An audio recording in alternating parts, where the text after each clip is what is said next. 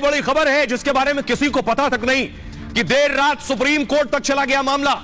ज्ञानवापी में शुरू हो गई पूजा। यह है वो ज्ञानवापी जिसको लेकर विवाद है। मंदिर और मस्जिद को लेकर एक पक्ष का दावा है कि यह मंदिर के ऊपर बनाया गया, दूसरा पक्ष का दावा है कि यह मस्जिद थी। अब पूजा की शुरुआत हो गई। अगली तस्वीर में आपको दिखाने जा रहा हूं। पुलिस फोर्स बुलाई गई। ये तस्वीरें आप देख रहे हैं ज्ञानवापी के बाहर की। बाकायदा भारी संख्या में सुरक्षा कर्मियों को बुलाया गया था। यूपी पुलिस के जवान मौजूद थे और इस मौजूदगी के दरमियान बीती रात ये तस्वीर आप देख रहे हैं, ज्ञानवापी में पूजा की शुरुआत हो गई। पुजारियों की मौजूदगी में पूजा हो रही थी। ज्ञानवापी की तस्वीर आप देख रहे हैं।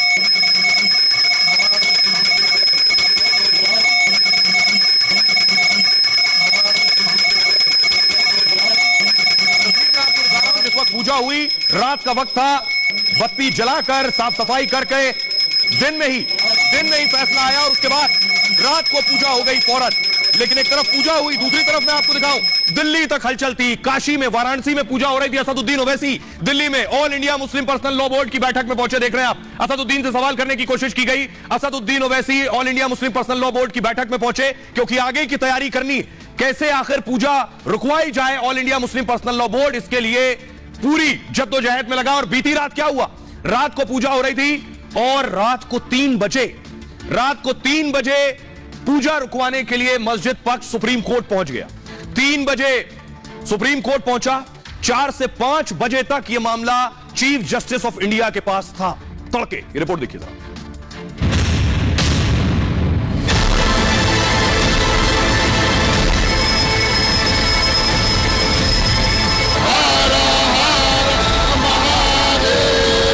ये प्लेसेस ऑफ वर्शिप एक्ट का वायलेशन है भाई। 30 साल के बाद आप ये काम की इजाजत दे रहे हैं, तो उनका तो एक काम था कि आप उनको 30 दिन का टाइम देते अपील के लिए। मंदिर और मस्जिद विवाद के बीच ज्ञानवापी में रात के अंधेरे में पूजा शुरू हो गई। कोर्ट ने कल ही फैसला सुनाया और 8 घंटे के अंदर पुलिस की मौजूदगी में पूजा हो गई। इधर देर रात ज्ञानवापी में पूजा हो रही थी तो उधर मस्जिद पक्ष रात को 3 बजे पूजा रुकवाने सुप्रीम कोर्ट पहुंच गया। तब तक ज्ञानवापी में पूजा हो चुकी थी और तड़के सुप्रीम कोर्ट ने मस्जिद पक्ष को हाई कोर्ट जाने का निर्देश दिया।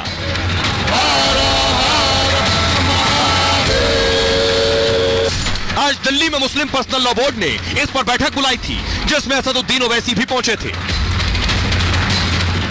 अब मैं आपको दिखाऊं, देखिए जरा, ज्ञानवापी में दोपहर को फैसला आया था। पूजा की इजाजत दी गई थी लेकिन सुरक्षा बढ़ा दी गई थी। सुरक्षा बढ़ा दी गई, आला अधिकारी पहुंचने लगे थे। पूरी तैयारी कर ली गई थी कि रात को पूजा शुरू हो जाएगी। अगली तस्वीर में आपको दिखाऊं और इसके लिए तैयारी देख रहे हैं। बाकायदा पानी लेकर जाया गया अंदर ज्ञानवापी के। ये आप देख रहे हैं, पुजारियों को बुलाया गया, मंदिर से जुड़े हुए लोगों को बुलाया गया, तहखाने से जुड़े हुए लोगों को बुलाया गया, व्यास जी के परिवार को बुलाया गया। उनकी मौजूदगी में पूजा हुई है। रात के वक्त की तैयारियां चल रही, बैरिकेडिंग लगाया, पुलिस प्रशासन मौजूद था और पूजा की शुरुआत हुई। अगली तस्वीर, अंदर पूजा हो रही थी, बाहर देखिए, बाहर मिठाइयां बट रही थी और हर हर महादेव के नारे लग रहे थे। आप देख रहे हैं, एक दूसरे को मिठाई खिला रहे हैं। जो भक्त वहां मौजूद थे अपनी खुशी का इजहार कर रहे हैं। और अगली तस्वीर देख रहे हैं आप, और वो जो भक्त श्रद्धालु वहां मौजूद थे वो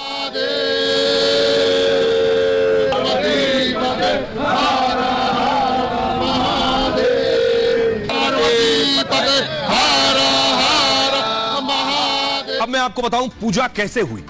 अब तक किसी को नहीं पता, यह रहस्य बना हुआ कैसे ये हो गया। क्योंकि कोर्ट ने कहा था, दोपहर को फैसला दिया और कहा 7 दिन आपके पास है, 7 दिन के अंदर पूजा शुरू करवाइए। लेकिन 8 घंटे के अंदर ही पूजा शुरू हो गई। देखिए कैसे, ये आप देख रहे हैं, ये ज्ञानवापी के अंदर पूजा की तस्वीर है। तहखाने में देर रात ये पूजा शुरू की गई। कोर्ट के आदेश के 24 घंटे के अंदर ही पूजा हुई। तहखाने में 5 पुजारियों ने पहले पूजा की और 31 साल बाद ज्ञानवापी तहखाने में पूजा अर्चना हुई है।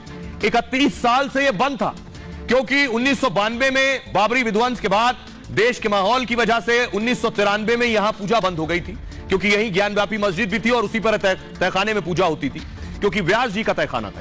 देर रात प्रशासन ने इस बैरिकेडिंग को हटाया। इसके बाद व्यास जी तहखाने में पूजा शुरू हुई। रात करीब 1:30 बजे जिला प्रशासन ने तहखाना खुलवाया। करीब 2 बजे तहखाने में पहली पूजा की गई और डीएम, कमिश्नर और व्यास जी के परिवार के लोग इसमें शामिल थे उस वक्त। इसके बाद गुरुवार सुबह मंगला आरती की गई। पूजा की शुरुआत के साथ श्रद्धालु भी उमड़े। जब उन्हें पता चला कि ज्ञानवापी में पूजा शुरू हो गई है तहखाने में।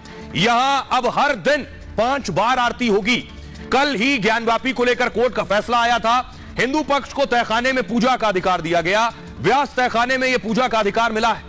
वाराणसी जिला कोर्ट ने आदेश सुनाया था कल दोपहर को। 7 दिन के अंदर पूजा की शुरुआत करने को कहा गया। व्यास परिवार की याचिका पर कोर्ट ने फैसला सुनाया। नवंबर 1993 तक यहां पर पूजा पाठ होता था। 31 साल से तहखाने में पूजा पाठ बंद था।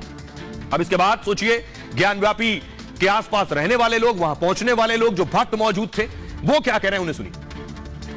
ये 2500 साल से इंतजार था, 300 साल से इंतजार था। ये 93 से पूजा जो आज रुका हुआ था, ये पूर्ण हो गया। और हम लोग ये चाहते हैं कि अभी तो पुजारी जी लोग करें, हम चाहते हैं हम जैसे दर्शनार्थी भी जल्द उसका पूजा करें। किसी का कोई अंदाजा नहीं है कि मतलब सब हमारे पक्ष में हो रहा है। उससे हमें बहुत ही ज्यादा प्रसन्नता मिली। हम बहुत ज्यादा भावुक भी हैं उस चीज से, और उसकी कोई सीमा नहीं उस प्रसन्नता की कि हमारे देव, हमारे आराध्य, उनके दर्शन पूजन का हमें अधिकार मिल रहा है हम सभी को। और हम चाहेंगे कि जल्द से जल्द सभी के लिए, आम जन के लिए भी वो दर्शन पूजा के लिए खुल जाए। हमको बहुत अच्छा लग रहा था, बहुत खुशी लग रहा था कि अब बाबा सामने आ गए हैं, प्रत्यक्ष हो गए। अब उनका दर्शन करने से कोई नहीं रोक सकता। ये जो झूठ है वो ज्यादा दिन तक छिपता नहीं, वो एक ना एक दिन आ ही जाता है। और जो सच है, सत्य है, शाश्वत है, वो कहीं ना कहीं से इतने उसमें ऊर्जा हो जाएगी समय पर कि वो ऊर्जा के साथ स्वयं ही उत्पन्न हो जाएगा। बहुत खुशी हुई हम लोग को। हम लोग के बाबा विश्वनाथ जी फिर से दर्शन दे रहे हैं, और पीछे जो दबे थे वो भी ऊपर आ रहे हैं। ये खुशी की बात है। हर हर महादेव। तो ज्ञानवापी में पूजा शुरू हुई, उसके तहखाने में दूसरी तरफ क्या हुआ देखिए। दूसरी तरफ सुप्रीम कोर्ट में रात 3 बजे मस्जिद पक्ष पहुंच गया। सुप्रीम कोर्ट का दरवाजा खटखटाया रात 3 बजे।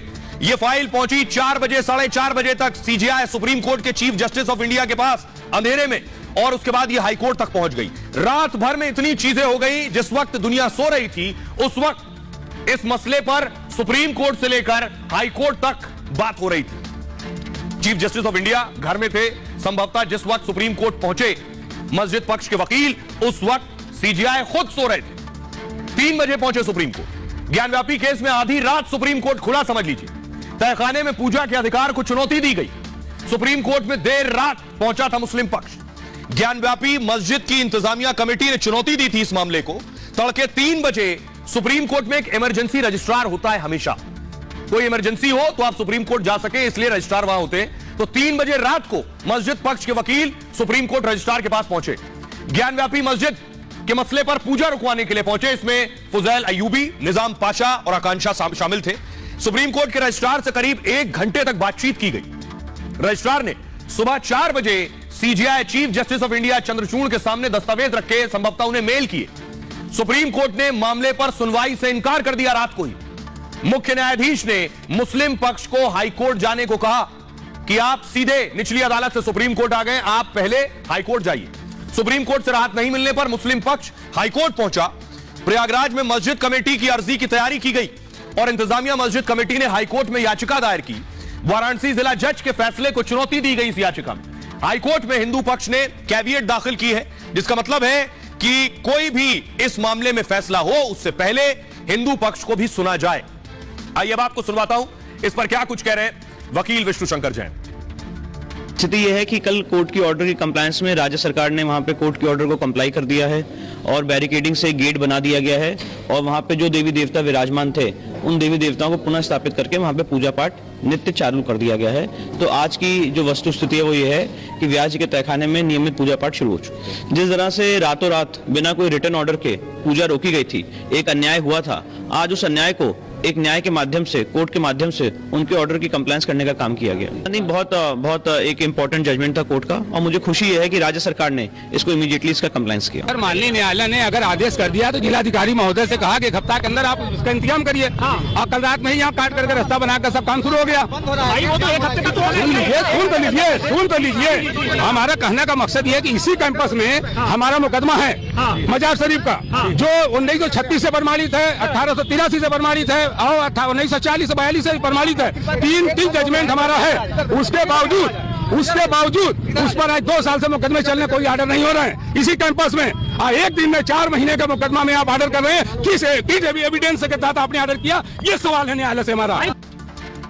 तो दोनों पक्षों को आपने सुना, मंदिर पक्ष ने क्या कहा और मस्जिद पक्ष का क्या कहना है। अब असदुद्दीन ओवैसी को जैसे ही जानकारी मिली उन्होंने ट्वीट किया। ओवैसी ज्ञानव्यापी फैसले पर ओवैसी ने सवाल उठाए, ये जो पूजा हुई इस पर। जज के रिटायरमेंट का आखिरी दिन था। जज साहब ने जब फैसला दिया, ओवैसी ने लिखा 17 जनवरी को जिला मजिस्ट्रेट को रिसीवर नियुक्त किया गया। फैसला देकर पूरा केस डिसाइड कर दिया। खुले तौर पर वर्शिप एक्ट का उल्लंघन है। यह सरासर गलत फैसला है। 6 दिसंबर दोबारा हो सकता है, ओवैसी कह रहे हैं। उमा भारती ने कहा कोर्ट के फैसले के बाद मैं फिर से अनुरोध करूंगी, अयोध्या की तरह ही मथुरा और काशी में भी मंदिर बने तथा पूजा का अधिकार मिले। वो कह रही है इन्हें हिंदुओं को सौंप दीजिए, यही संपूर्ण समाधान है। चलमरी त्रिपाठी बीजेपी के नेता विधायक कह रहे हैं 1993 में अचानक पहुंची भारी भरकम पुलिस ने ज्ञानव्यापी में मां श्रृंगार गौरी की पूजा बंद कराकर बैरिकेड्स में कैद कर दिया। भक्त कलपते रहे, उन्हें एक अगरबत्ती दिखाने तक की अनुमति नहीं मिली और अदालत के आदेश के बाद पूजा शुरू हो गई है। सुनिए जरा, इस पूरे मामले में सियासत भी एक पक्ष है, उसे सुनिए वो क्या कह रहे हैं। ये प्लेसेस ऑफ वर्शिप एक्ट का वायलेशन है। भाई 30 साल के बाद आप ये काम की इजाजत दे रहे हैं, तो उनका तो एक काम था कि आप उनको 30 दिन का टाइम देते अपील के लिए। आप कहते हैं कि 7 दिन में पूरा निकाल दो, ग्रिल्स निकाल दो और आप इजाजत दे दिए। तो ये सरासर गलत फैसला है। मुलायम सिंह की सरकार ने उस समय तत्कालीन सरकार ने पूजा को रोका था और उस पूजा को पुनः न्यायालय के आदेश से शुरू हुई है और आज बड़े उत्साह से उमंग से लोग पूजा करके वापिस आ रहे थे। ये बहुत एक सुखद क्षण है। कोर्ट के ऑर्डर है, हम इस पे कोई टिप्पणी नहीं कर सकते, लेकिन हमारा ये मत है कि सुप्रीम कोर्ट के आदेशों का इंतजार करना चाहिए था और उसके बाद ही कोई फैसला लिया जाए। ये जीत इसलिए हुई है कि साक्ष्य वहाँ पर पहले से मौजूद थे और अहोभाग्य हम सभी हिंदुओं का कि हमारे महादेव का पूजन अर्चन शुरू हो गया है वहाँ पर। अब आपको सुनवाता हूं। इधर all India Muslim personal law board, उसने आज बड़ी बैठक की है। ये आप देख रहे हैं all India Muslim personal law board की इस बैठक में असदुद्दीन ओवैसी भी शामिल हुए और मुस्लिम पक्ष भी एक्शन में है, कोर्ट जाने की भी तैयारी में है और पूरी कोशिश है कि जो ज्ञानव्यापी में पूजा शुरू हुई है उसे हर हाल में रुकवाया जाए। देखिए जरा, ज्ञानव्यापी फैसले के बाद मुस्लिम पक्ष ने आज बड़ी बैठक की है। ज्ञानव्यापी, दिल्ली में ज्ञानव्यापी पर मुस्लिम संगठनों की बैठक हुई है।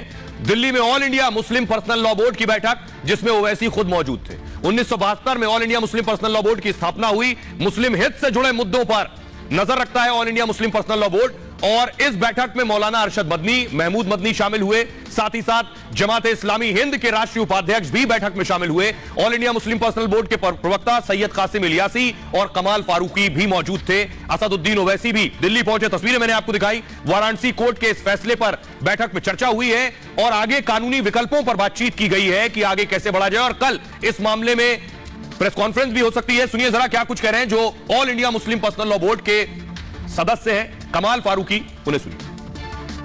अंदर से क्या कुछ बात निकल के सामने? अभी ओवैसी जी भी पहुंचे थे, क्या सब पॉलिटिकल रन देने की कोशिश की जा रही है? नहीं, कोई पॉलिटिकल रन नहीं है, हम आपको कल बताएंगे इसको। लेकिन ओवैसी जी का पहुंचना इस मीटिंग में क्या? ओवैसी साहब मेंबर हैं सर मुस्लिम पर्सनल लॉ बोर्ड के। लेकिन कुछ लोग ये कह रहे हैं कि उसको पॉलिटिसाइज करने की कोशिश की। क्या मतलब है? अगर मुझे कोई आदमी जो है अगर पॉलिटिकल है और मुस्लिम पर्सनल लॉ बोर्ड से जुड़ा हुआ है तो अपनी आइडेंटिटी खत्म कर देगा क्या? और किस मुद्दों पर चर्चा हुई सर? और कौन सा मुद्दा हो सकता है इस वक्त? महंगाई पर तो हो नहीं सकते ना। इस वक्त तो जो मसला हमारे सामने है उसके ऊपर मुद्दा पर बात हुई है। हम कल इसमें विस्तार के साथ में डिटेल में आपके साथ में प्रेस क्लब में बात करेंगे।